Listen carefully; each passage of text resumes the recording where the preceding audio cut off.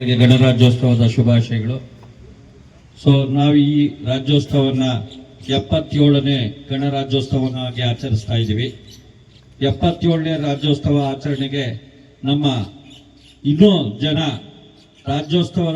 ಗಣರಾಜ್ಯೋತ್ಸವನ ಯಾವ ರೀತಿ ಆಚರಣೆ ಮಾಡಬೇಕು ಅನ್ನೋರು ಸಹ ಇನ್ನೂ ತಿಳುವಳಿಕೆ ಬಂದಿಲ್ಲ. ನಾವೆಲ್ಲರೂ ಸ್ವತಂತ್ರವಾಗಿ ನಿರ್ಭಯವಾಗಿ ಈಗ ನಮ್ಮ ರಾಜ್ಯೋದ್ಯೋಗಕ್ಕೂ ಓಡಾಡ್ತಾ ಇದ್ದೀವಿ ಅಂದರೆ ಈ ಗಣರಾಜ್ಯೋತ್ಸವ ಬಹಳ ಮುಖ್ಯವಾದದ್ದು.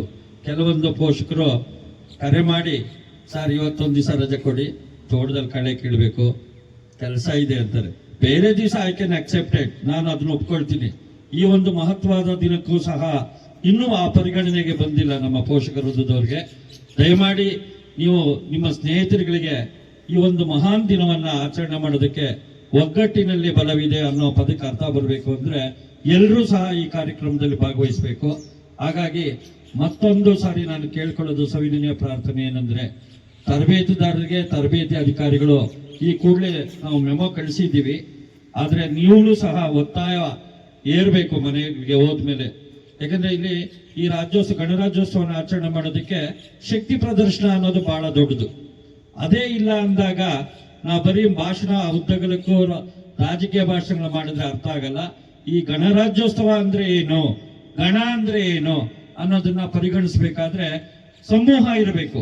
ಬರೀ ನಾವು 4-5 ಜನ ಮಾತಾಡ್ಕೊಂಡ್ರೆ ಅದು ಅರ್ಥಪೂರ್ಣವಾಗಲ್ಲ. ಅದಕ್ಕಾಗಿ ನನಗೆ ಸ್ವಲ್ಪ ಬೇಸರ ಇದೆ. ಎಲ್ಲ ವಿದ್ಯಾರ್ಥಿಗಳು ಬಂದಿರೋ ಇನ್ನೂ ಖುಷಿಯಾಗಿ ಆಚರಣೆ ಮಾಡ್ಬೋದಾಗಿತ್ತು. ದಯಮಾಡಿ ನೀವು ನೆಕ್ಸ್ಟ್ ದಿನ ಕಾರ್ಯಕ್ರಮಗಳ ದಿವಸ ಎಲ್ಲರೂ ಭಾಗವಹಿಸ್ತೀರಾ ಅಂತ ತಿಳ್ಕೊಳ್ತಾ ಈ ಎರಡು ನನ್ನ ಮಾತು ಜೋರ ಹೇಳಬೇಕು. ಗಣರಾಜ್ಯೋತ್ಸವದ ಎಲ್ಲರಿಗೂ ಸಹ ಆರ್ಥಿಕ ಶುಭಾಶಯಗಳು. ಭಾರತದ ದೇಶದಲ್ಲಿ 1950 ಜನವರಿ 26ರಂದು ಡಾಕ್ಟರ್ BR ಅಂಬೇಡ್ಕರ್ ಅವರು ಸಂವಿಧಾನನ ರಚನೆ ಮಾಡಿದ್ರು. ಆ ರಚನೆ ಮಾಡಿದಂತಹ ದಿನವನ್ನು ನಾವು ಗಣರಾಜ್ಯೋತ್ಸವ ಅಂತ ಆಚರಿಸ್ತಾ ಹೋಗ್ತೀವಿ. ಇವತ್ತು ನಮ್ಮ ಸ್ವತಂತ್ರ ಹೋರಾಟಗಾರರಾದಂತಹ ಗಾಂಧೀಜಿಯವರು, ಸುಭಾಷ್ ಚಂದ್ರ ಬೋಸ್ ಅವರು, ಭಗತ್ ಸಿಂಗ್ ಅವರು, ಇಂಥ ಮಹಾನ್ ವ್ಯಕ್ತಿಗಳು ನಮ್ಮ ದೇಶಕ್ಕೆ ಸ್ವತಂತ್ರವನ್ನ ಕೊಟ್ಟರು. ಅವ್ರು ಕೊಟ್ಟಂತ ಹಾದಿಯಲ್ಲಿ ನಾವು ನಡೀತಾ ಇಲ್ಲ. ಈಗ ನಮ್ಮ ಸಂಸ್ಥೆಯ ಪ್ರಾಂಶುಪಾಲರು ಹೇಳ್ದಂಗೆ ನಮ್ಮ ಕಾಲೇಜಿನ ಸ್ಟ್ರೆಂತ್ ಇರೋದು 60 ಜನ. ಬಟ್ ಇಲ್ಲಿ ನಮ್ಮ ಸಂಸ್ಥೆಯ ಆವರಣದಲ್ಲಿ ಕಾಣ್ತಾ ಇರುವಂತಹ ವಿದ್ಯಾರ್ಥಿಗಳ ಸಂಖ್ಯೆ ಬಹಳ ಕಡಿಮೆ. ಈಗ ಮುಂದಿನ ಪ್ರಜೆಗಳು, ನೀವು ಈಗ ಮಕ್ಕಳು ಮುಂದಿನ ಪ್ರಜೆಗಳು.